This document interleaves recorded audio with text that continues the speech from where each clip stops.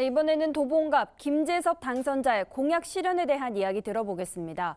김 당선자는 지역 현안, 즉 자신이 내놓은 공약을 어떻게 실현할 계획일까요? 김재섭 당선자에게 직접 들어봅니다. 도봉구에 가장 필요한 현안 하나 딱 꼽으라 그러면 교통 문제 해결입니다. 당연히 그 공약이 제일 우선으로 둘 수밖에 없었고, 당연히 제 임기 4년 내내 그 교통 문제 해결을 위해서 전력을 다할 생각이거든요. 근데 이 교통 문제라고 하는 것이 단순히 그냥 뭐 하나의 민원을 해결하는 부분이 아니라 집에 뭐 주변에 있는 뭐 주거 문제라든지 아니면 거기 상가라든지 굉장히 많은 이해관계인들이 얽혀 있는 문제를 해결해야 되는 거기 때문에 시간도 오래 걸리고 어려운 일이거든요.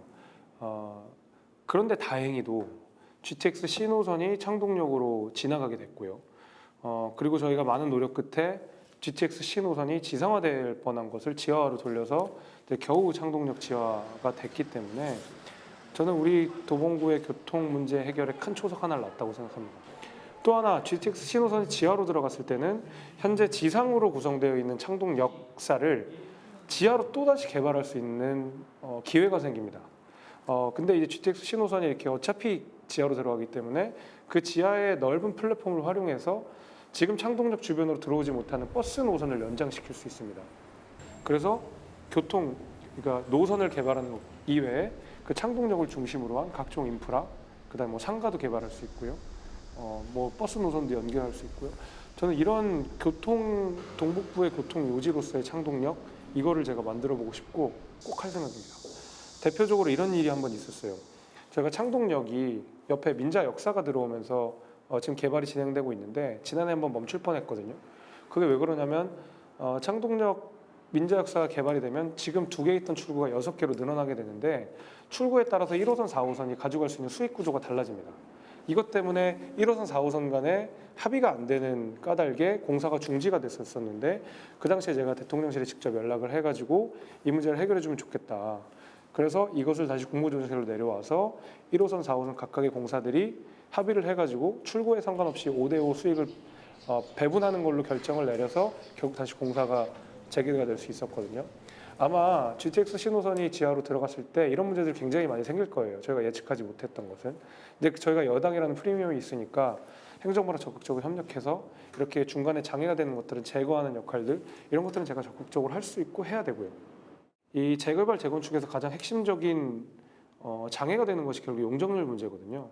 근데 이 용적률 문제를 뭐 시장 권한에서 해결할 수 있는 부분도 있겠지만은 저 역시도 입법을 통해서 그다음에 법안 재개정을 통해서 해결할 수 있는 부분들이 있습니다.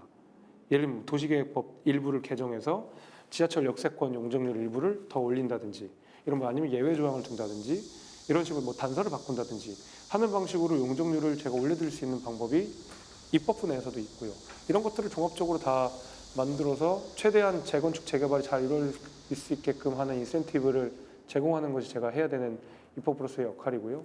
산업도 마찬가지입니다. 여기에 예를 들면 뭐 지식산업센터를 건립한다든지 뭐 이런 부분들은 사실 정부 협력이 굉장히 중요한 문제이기 때문에 제가 우리 정부가 아직 3년 이렇게 남아있고 제 임기가 4년이니까 그 3년이 공통분모가 되는 3년 동안 적극적으로 협력을 이끌어낼 생각입니다. 그 공약을 해결하지 못했던 이유에 대해서 제가 물어봤을 때 상대편 후보는 그 전에 상대편 후보였죠.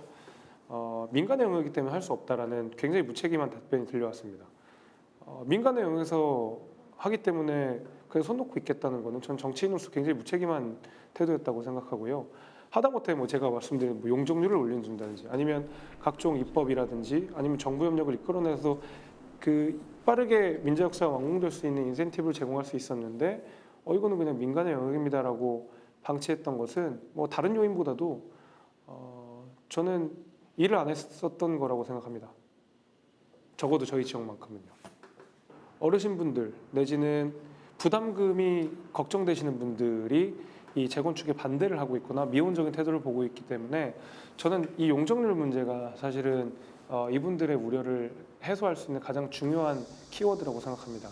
그러니까 결국 용적률이 높아지면 자기 부담금이 낮아지는 것이고 그러면 조금 부담 없이 내가 잠깐 이사를 갔다가 재건축이 완료가 되면 다 집으로 들어갈 수 있는 방안이 생기는 것이기 때문에 저는 용적률 인상은 중요한 문제라고 생각하고 다만 이제 건설 경기가 요새는 건설비 자체가 너무 높아진 상황이어서 선뜻 어렵게 하기가 쉽진 않은 상황인 건 맞습니다만은 그럴 때일수록 저는 이럴 때일수록 준비를 미리미리 해야 된다고 보거든요. 아직 뭐 저희가 조합이 설립된 것도 아니고 이제 추진위원회가 설립이 돼서 안전진단들이 조금씩 통과되고 있는 상황이니까 지금이야말로 창동역 주변에 용적률을 올려줄 수 있는 방안들을 고민하는 게 제가 해야 되는 역할이라고 보고 거기에 대한 충분한 설명과 그다음에 주민들의 납득이 있으면 지금보다는 속도가 더 나을 것 같아요.